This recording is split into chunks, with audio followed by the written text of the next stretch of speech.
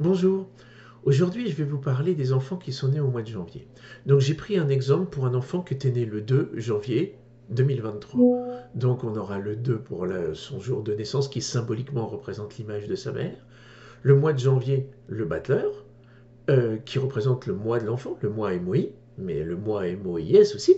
Et l'année de naissance qui symboliquement va représenter l'image du père. Et là, quand on regarde, donc on va se concentrer principalement sur le battleur, quand on regarde le personnage du battleur, on voit qu'il regarde vers la gauche, vers sa mère, et en même temps qu'il baisse les yeux légèrement. Et dans cet exemple que je viens de prendre, on peut voir aussi que symboliquement l'image de la mère qui est incarnée par la papesse lui tourne le dos et ne le regarde pas forcément.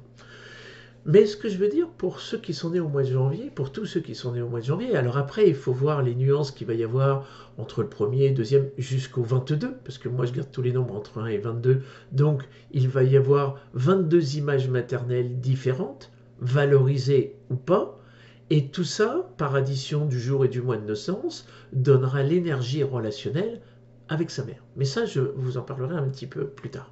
Donc pour les enfants qui sont nés ce mois-ci, avec le battleur, il y a une idée de s'intéresser à beaucoup de choses, d'être plutôt autonome, indépendant.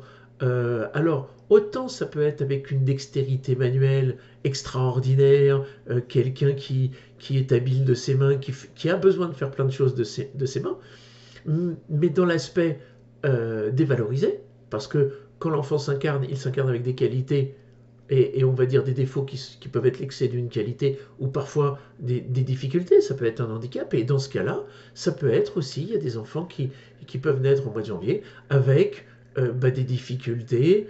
Moi, j'ai vu par exemple des enfants qui naissaient et puis il leur manquait un doigt ou il leur manquait une partie de la main, avec un handicap, si vous voulez. Voilà. Donc, dans l'aspect positif, on va retrouver aussi quelqu'un qui va être très curieux d'esprit, qui va s'intéresser à plein de choses. Mais l'idée, c'est qu'il s'intéresse à plein de choses, mais qu'il ne va pas forcément au bout des choses. L'idée pour lui, c'est de découvrir des choses.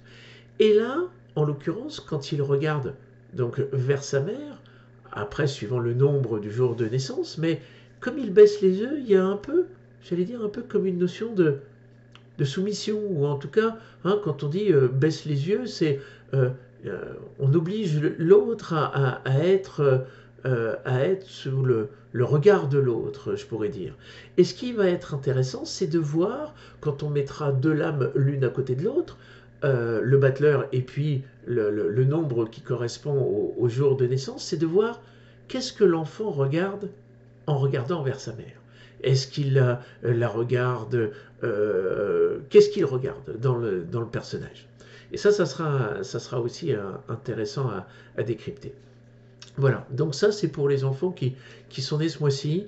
Il y a une curiosité, certes, et pour tous les enfants qui sont nés cette année, en janvier 2023, l'image du père va rester à l'identique. C'est-à-dire que le 7, il restera là, et l'addition du 7 plus 1 qui fait 8, la justice, on verra ça plus tard, qui définit aussi la relation avec la mère. Donc cette date de naissance, pour tous ceux qui sont nés au mois de janvier 2023, les enfants vont devoir travailler et à la fois, bien sûr, dans la relation avec la mère, avec cette notion de pourquoi je dois baisser mon regard pour la voir, pour la regarder, et qu'est-ce que je regarde en particulier chez elle, et puis dans la relation avec mon père, l'image que je vais avoir de mon père, c'est le chariot, et donc un homme, on pourrait dire, généreux, altruiste, dans l'aspect positif, c'est ce que l'enfant va attendre de son père, que son père vienne vers lui, qu'il l'encourage à faire les choses.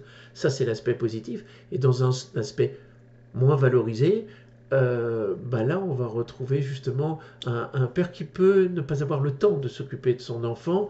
Et c'est pour ça que, par addition, quand on additionne le 1 plus le 7 qui va faire 8, dans le tarot, c'est la justice. Et pour moi, dans la date de naissance, d'une manière générale, ça représente la mère, mais au niveau émotionnel, au niveau de l'âme. Et généralement, c'est une mère peu démonstratrice de sentiments.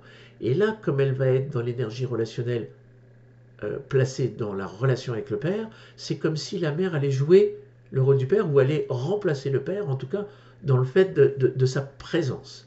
Alors, il va y avoir tout un tas de subtilités d'interprétation, bien sûr, en fonction du jour de naissance, pour voir quelle image, quelle aura maternelle se dégage au travers de ce nombre de jours de naissance, et pourquoi la mère vient autant impacter l'énergie relationnelle de cet enfant avec son père.